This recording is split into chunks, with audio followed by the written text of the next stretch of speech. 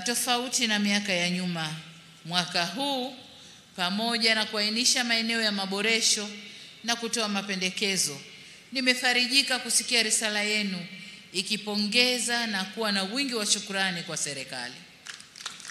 Hii inatokana na kwamba vyama vya wafanyakazi vimekuwa vikiwasilisha hoja, ushauri na mikakati ya kukabiliana na changamoto zenu kwa weledi serikalini, lakini hata kwa waajiri.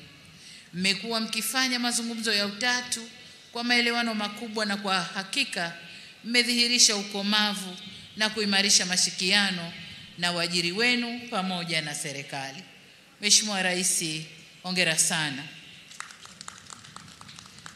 Hatimaye ni yale ambayo yametajwa hapa kwenye risala ya Katibu Mkuu TUCTA, lakini waziri ameagusia, Caroline wa ILO ameagusia yote yale mafanikio. Mrisho Mpoto ameyasema vyema. Yote yale ni kwa sababu tulikuwa na ushirikiano mkubwa na mshikamano mkubwa. Nimesikiliza risala kama nilivyosema pamoja na ile ya ILO ikitaja mambo na changamoto ambazo serikali imefanyia kazi na kutatua shida zilizokuwa zinawakabili. Mmeyasema vile vile yale ambayo bado hayajakamilishwa ama bado hayajaangaliwa kwa umuhimu wake. Niwahakikishie kuwa hatutayapuuza na hatutapunguza utashi wa kisiasa kwenye kuyashughulikia. Ndugu wafanyakazi, risala yenu imegusia suala la uhuru wa kuunda vyama au na kusajili vyama vya wafanyakazi. Kama mnavyofahamu, serikali imeridhia mkataba wa Shirika la Kazi Duniani namba 87 wa mwaka 1948, na tunawajibika kuheshimu matakwa ya mkataba huo ya uhuru wa wafanyakazi kujumuika. Kwa kulitambua hili, serikali kupitia Sheria ya Ajira na Uhusiano Kazini sura 336 haijaweka masharti yanayozuia usajili wa chama katika maeneo na sekta ambazo tayari kuna vyama vimesajiliwa. Lakini hapa nataka nitoe rai kwa vyama vya wafanyakazi kuendelea kutoa huduma na kusimamia kikamilifu maslahi ya wanachama wenu ili kuwaepusha na ushawishi wa namna yoyote ile unaweza kuwasababishia kujitoa kwenye vyama vyao na kuunda vyama vingine, kwani umoja ni nguvu na utengano ni udhaifu. Lakini mkataba ule na sheria ya serikali tunasema uundwaji wa vyama vya wafanyakazi hautaingiliwa na chombo chochote, iwe sekta binafsi au serikali, watajiunda kwa hiari. Kwa nizungumze na wale ambao wanashawishi sehemu za kazi uundwaji wa vyama vingine vya wafanyakazi pale kwenye vyama vya wafanyakazi, hebu liangaliwe vizuri. Rais, naomba ulisimamie hilo pamoja na kamati yako, lisimamieni hilo. Ndugu zangu, kuhusu makato ya kodi kwenye posho mbalimbali, kama ilivyoelezwa, serikali itakaa na taasisi husika na kufanya uchambuzi na tathmini ya kodi hizo. Ndugu wafanyakazi, mapungufu mlioyabainisha kwenye utekelezaji wa mikataba ya ajira hasa kwenye sekta binafsi, niseme kuwa serikali imepokea ushauri wa TUCTA kuhusu kusimamia kwa karibu ajira za muda mfupi ili kuhakikisha zinazingatia viwango vya ajira zenye staha. Hivyo ninaagiza wizara zinazohusika ziendelee kusimamia kamilifu eneo hili ili wafanyakazi na serikali tuendelee kunufaika na utekelezaji wa mikataba hiyo. Pamoja na hayo, sina budi kusema kuwa ni muhimu tukafahamu kuwa ajira za mikataba mifupi haziepukiki katika mawanda ya kazi. Aidha, kwa mujibu wa sheria, wafanyakazi walioajiriwa katika masharti yoyote yale wanastahiki haki zao zote za ajira, wawe mikataba mirefu wawe mikataba mifupi. La maana ni stahiki zao kupatikana kama zilivyo. Mmegusia swala la bima ya afya, na hapa nataka niseme kuwa sheria ya bima ya afya kwa wote sura 161 ilitungwa na kuanza kutekelezwa mwezi Agosti mwaka jana 2024 kwa baadhi ya vifungu. Ili kuwezesha utekelezaji wa sheria hii kikamilifu, serikali inaendelea kushirikisha wadau na makundi mbalimbali ya wananchi, kufanya utambuzi wa kaya zisizo na uwezo, kuboresha mifumo ya utoaji wa huduma na kuandaa vitita vya mafao vitakavyokuwa na gharama nafuu kwa wananchi wote. Kwa wakati huu, serikali inawasihi wastaafu katika sekta binafsi kujiunga na huduma za bima ya afya kupitia vifurushi vinavyotolewa na Mfuko wa Taifa wa Bima ya Afya NHIF na Mfuko wa Afya ya Jamii CHF, wakati wakisubiri kukamilika kwa taarifa za utoaji wa bima ya afya kwa wote. Ndugu wafanyakazi, serikali imepokea pongezi mlizotoa kuhusu hatua zilizochukuliwa katika kuboresha mifumo ya utatuzi wa migogoro ya kikazi kwa watumishi wa umma na sekta binafsi. Aidha, kwa upande wa migogoro ya wafanyakazi wa sekta binafsi, serikali ipo katika hatua za mwisho za kukamilisha mfumo wa usimamizi wa migogoro ya kazi kidigitali ambao utawaondolea wadau adha ya kupoteza muda na gharama katika kufuatilia huduma hiyo. Kwenye hoja ya mabaraza ya wafanyakazi wa kisekta, serikali inatambua umuhimu wa mabaraza ya majadiliano ya pamoja ya sekta mbalimbali katika utumishi wa umma. Kwa kutambua umuhimu huo, serikali imeunda na kuzindua Baraza Kuu la Wafanyakazi katika utumishi wa umma pamoja na kuunda mabaraza ya kisekta ya elimu, afya na serikali za mitaa. Hivyo ninamwagiza waziri mwenye dhamana ya utumishi wa umma kuendelea kuyasimamia mabaraza hayo na kuhakikisha yanafanya kazi kwa mujibu wa sheria. Ndugu wafanyakazi, uhifadhi na utunzaji wa mazingira ni suala mtambuka. Ninaishukuru TUCTA kwa kutambua jitihada za serikali katika kuhamasisha matumizi ya nishati safi. Ni mwelekeo wa kuhifadhi na kutunza mazingira yetu. Nishati safi na mwelekeo wa kuhifadhi na kutunza mazingira yetu. Nitumie jukwaa hili kuwahimiza waajiri na wafanyakazi wote nchini kuendelea kuifanyia kazi kwa vitendo ajenda matumizi ya nishati safi, kama nchi tuweze kufikia malengo tuliojiwekea katika kuhifadhi na kutunza mazingira. Na hapa nipongeze ofisi ya Makamu wa Rais kwa kuonesha mfano, na hawa ndio wenye mazingira, wametuonesha mfano nasi tuwe nyuma yao. Ndugu Rais wa TUCTA, niwapongeze tena TUCTA kwa namna mnavyofuatilia hoja za wafanyakazi. Hoja mlizoziibua tunazichukua na tutazifanyia kazi kikamilifu. Kama tulivyoagizwa kwenye ilani ya uchaguzi ya CCM ya mwaka 20 mpaka 2025, serikali itaendelea kuweka mazingira rafiki ya utendaji kazi wa vyama vya wafanyakazi ili viendelee kuwa nguzo muhimu kwa kujenga mahusiano pahala pa kazi na kuboresha maslahi na haki za wafanyakazi. Wafanyakazi mshikamano, solidarity. Ndugu wafanyakazi, nchi yetu imeendelea kupiga hatua kubwa katika sekta mbalimbali.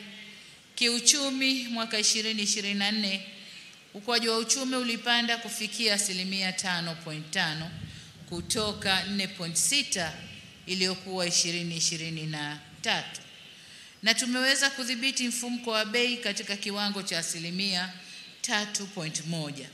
Mafanikio haya yamechangiwa na kukua kwa uwekezaji, kuongezeka kwa uzalishaji na mauzo ya nje. Tumeendelea kujenga mazingira mazuri kwa uwekezaji na biashara kisera na kisheria. Tunatekeleza miradi inayorahisisha usafiri na usafirishaji, yani reli, viwanja vya ndege, usafiri majini na barabara. Tumeendelea kutekeleza miradi ya kuzalisha nishati kwa ajili ya kukuza uzalishaji wa bidhaa na kurahisisha huduma za kiutawala na usalama nchini. Na vile vile tumeendelea kutekeleza miradi inayotoa huduma bora kwa jamii ili kukuza ustawi wa watu na kuimarisha nguvu kazi. Uwekezaji wote huu pamoja na unaofanywa na sekta binafsi umesaidia kuzalisha jumla ya ajira 888,204 kwa kipindi cha Novemba 2020 hadi Februari 2025. Aidha, kutokana na kukua kwa diplomasia yetu, tumeweza kuingia mikataba ya ajira na nchi mbalimbali ikiwemo nchi za Falme ya Kiarabu, UAE, Saudi Arabia, Iran na Qatar kwa lengo la kuongeza fursa za ajira kwa Watanzania kwenye nchi hizo. Niitake Ofisi ya Waziri Mkuu, Kazi, Vijana, Ajira na Wenye Ulemavu kuzingatia fursa hizi na kuhakikisha tunazichangamkia kwa manufaa ya wanayokwenda kufanya kazi, lakini kwa manufaa ya nchi yetu pia. Ndugu wafanyakazi, ninafahamu kuwa kulikuwa na manunguniko kuhusu kuchelewa kwa mashauri yaliyofika kwenye Tume ya Usuluhishi na Uamuzi. Ili kuleta ufanisi, serikali imeandaa mfumo wa kielektroniki ECMS unaolenga kuimarisha shughuli za Tume ya Usuluhishi na Uamuzi inayohusika na migogoro ya kikazi kwa njia ya kidigitali. Mfumo huo utarahisisha usimamizi na uendeshaji wa mashauri kwa kupunguza muda na gharama na kusaidia kutatua migogoro ya wafanyakazi kwa haraka. Ndugu zangu, nimefurahishwa sana na kauli mbiu mlioichagua. Hakika inaendana na wakati tulionao. Uchaguzi ni haki ya kikatiba na ya kidemokrasia ya kila mfanyakazi. Hivyo, kama kauli mbiu yenu inavyosema, uchaguzi mkuu 2025 utuletee viongozi wanaojali haki na maslahi ya wafanyakazi na sote tushiriki, ambayo haipishani sana na ile ya kitaifa, ila ya kwetu imeongeza uchaguzi, ile ya kitaifa inahamasisha kuangalia maslahi ya wafanyakazi. Kwa mnasaba huu, niwaombe mjitokeze kwa wingi ili kuchagua viongozi walio bora, waweze kulinda na kutetea maslahi yenu. Tayari awamu ya pili ya zoezi la kuboresha daftari la wapiga kura imeshaanza. Hivyo wale ambao hawajajiandikisha au kuboresha taarifa zao awamu ya kwanza, niwaombe mjitokeze kwa wingi kujiandikisha ili tusije kupoteza haki ya kikatiba ya kupiga kura. Ndugu wafanyakazi, kabla sijahitimisha hotuba yangu, nitumie fursa hii kutoa msisitizo kwenu TUCTA, ATE na wafanyakazi kwa ujumla katika mambo yafuatayo. Mosi, TUCTA ni wasihi muweke utaratibu wa kutatua migogoro baina ya vyama vilivyopo ndani ya shirikisho, kwa kuwa migogoro hiyo haileti afya si tu kwa wanachama wenu bali pia kwa serikali, kwa kuwa inapunguza tija na uzalishaji na hivyo kuwa na athari za moja kwa moja kwenye uchumi wa nchi. Kati ya sababu za migogoro hiyo ni kutokuwa na uwazi katika mapato na matumizi ya fedha za michango ya ada za wanachama. Naomba mkaliangalie vyema. Nachotamani kuona ni TUCTA inayochangia kuongeza tija na ufanisi katika kazi, hali itakayochagiza maendeleo zaidi nchini kwetu. Aidha, niwatake muendelee kutetea haki za wafanyakazi wote nchini, wakiwemo ofisi za TUCTA, wafanyakazi wenu wenyewe ambao wana madai mbalimbali ya stahiki zao. Vile vile mwakumbushe wafanyakazi wajibu wao katika sehemu zao za ajira na kwa nchi yao pia. La pili ni kwenu ATE, nanyi niwasihi muendelee kuwajengea uelewa wanachama wenu kuhusu matakwa ya kisheria, hususan takwa la uhuru wa kujumuika na majadiliano ya pamoja mahali pa kazi. Tutakaporuhusu majadiliano haya, si tu yatasaidia kuboresha maslahi ya wafanyakazi, bali pia yatasaidia kuongeza tija katika uzalishaji na hivyo kuchangia maendeleo ya taifa letu. La tatu, kama mnavyofahamu, dunia imepata mtikisiko wa kiuchumi kutokana na kubadilika kwa mwelekeo wa kisiasa za kanda ambao pia umeleta mabadiliko kwenye sera za kifedha. Mtikisiko huo umeleta kupungua kwa misaada ya maendeleo kutoka kwa wabia tuliowazoea. Hali hii inatulazimu tuongeze ukusanyaji wa mapato yetu ya ndani na tubane matumizi ili tuweze kutekeleza majukumu yetu ya msingi ya ujenzi wa nchi na utoaji wa huduma za kijamii. Huu ni wakati ambao wafanyakazi, waajiri na serikali tunapaswa tushikamane katika vita hii ya kiuchumi ili tusiumbishe nchi yetu. Ndugu wafanyakazi, mapema katika hotuba yangu niliwapongeza kwa kuchangia kukua kwa uchumi. Mwezi Mei 2024 mwaka jana, wakati tukiadhimisha siku ya wafanyakazi, serikali ilieleza ugumu wa uchumi ulivyokuwa kwa wakati ule na kuwasihi tusiongeze gharama kwa serikali kwa kuongeza mishahara, bali tuliendelea na upandishaji wa madaraja na kutoa maslahi mengine ya wafanyakazi. Sasa kwa mapenzi makubwa na kwa namna mlivyoiunga mkono serikali tulipowaomba mfunge mkanda na mkaamua kujituma na kufanya kazi kwa bidii na kufanya uchumi wetu ukue kwa 5.5% mwaka huu, kwa kuwa mcheza kwao hutunzwa.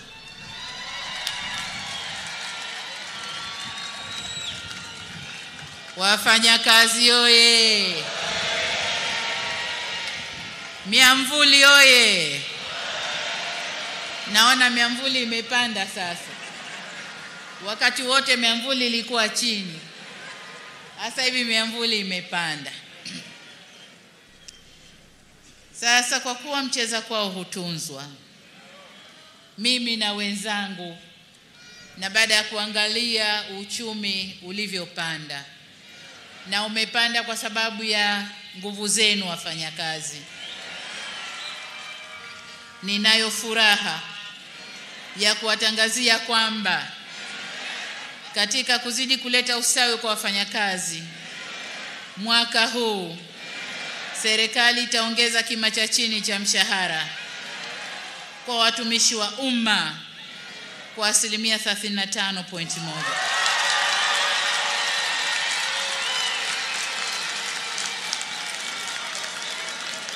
Wafanyakazi oye!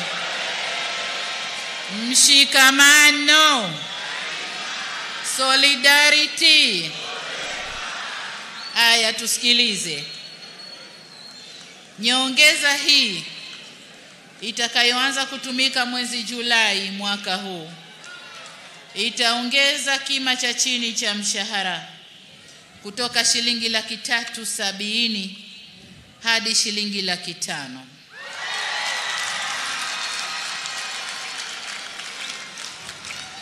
Ngazi nyingine za mshahara nazo zitapanda kwa kiwango kizuri jinsi bajeti inavyoturuhusu. Lakini nataka niwaambie nyongeza nzuri ipo. Kwa upande wa sekta binafsi, bodi ya kima cha chini cha mshahara kwa sekta binafsi inaendelea sasa kufanya mapitio ili kuboresha viwango vya chini vya mshahara kwa wafanyakazi wa sekta hiyo. Pamoja na kazi inayofanywa na bodi hiyo, naendelea kuvihimiza wizara na vyama vya wafanyakazi kufanya majadiliano na waajiri ili kutekeleza mikataba ya hali bora ya wafanyakazi katika sekta binafsi waendane sambamba na wenzao wa sekta ya umma. Ndugu wafanyakazi, ahadi yetu serikali kwenu kwamba tutaendelea kuboresha mazingira ya kazi yakiwemo maslahi ya wafanyakazi kadri hali ya uchumi itakavyoruhusu. Wafanyakazi oye! Solidarity, mshikamano. Ndugu wafanyakazi, nimalizie kwa kuwapongeza tena wafanyakazi wote nchini kwa kuadhimisha sikukuu hii, na ninawashukuru kwa mchango wenu adhimu katika ujenzi wa taifa letu. Kuijenga nchi yetu ni jukumu letu sote, hivyo hatuna budi kuimarisha umoja na mshikamano wetu. Aidha, niwakumbushe kwamba ili tuweze kujenga vyema taifa letu, ni lazima tulinde amani na utulivu nchini. Nataka nirudie hapa. Wafanyakazi oye. Naomba tusikilize hili. Ili tuweze kujenga vyema taifa letu, ni lazima tudumishe na tulinde amani na utulivu nchini. Kwa namna yeyote ile, tusitoe fursa kwa vyama vya wafanyakazi kutumika kuichafua nchi yetu. Historia ya vyama vya wafanyakazi ni vyama vilivyoleta vuguvugu la uhuru wa nchi hii. Sasa tusijibadilishe tukawa vyama vya kusaliti uhuru wetu tulioutafuta kwa nguvu kubwa. Niwaombe sana viongozi wa vyama vya wafanyakazi mkalisimamie hilo. Mwisho kabisa, niwaombe ulinzi wa Mungu na niwatakie safari njema naporudi kwenye maeneo yenu. Narudia wito wangu kwenu wafanyakazi kushiriki kikamilifu katika zoezi la uchaguzi mkuu utakaofanyika mwezi Oktoba 2025 ili kutumia haki yenu ya kikatiba kupata viongozi watakaoongoza taifa letu. Baada ya kusema hayo, nimwombe Mwenyezi Mungu aibariki bara letu Afrika na Mungu aibariki nchi yetu Tanzania. Jamhuri ya Muungano wa Tanzania. Kazi na utu. Kazi na utu. Asanteni sana kwa kunisikiliza na hongereni sana wafanyakazi. Asante sana. Naam, makofi mengi kwa Mheshimiwa Rais, kwaya yetu ya Bunge la Jamhuri ya Muungano wa Tanzania. Endeleeni.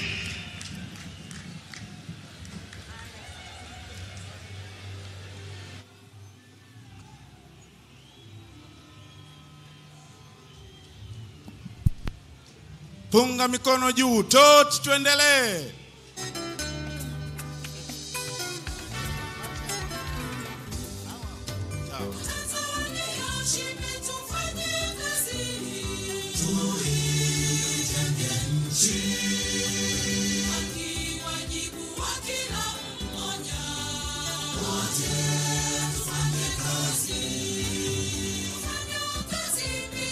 Viongozi tuliobakia naomba tukae wakati tunaandaa utaratibu wa kuondoka.